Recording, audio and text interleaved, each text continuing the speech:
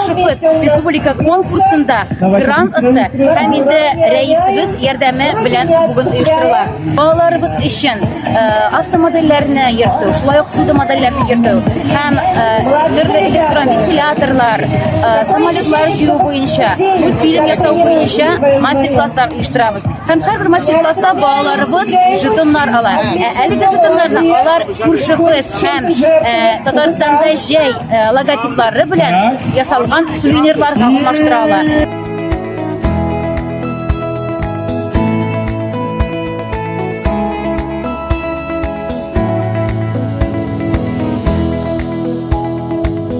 Арчагында шундый чаралар тагын да күбрәк булсын иде.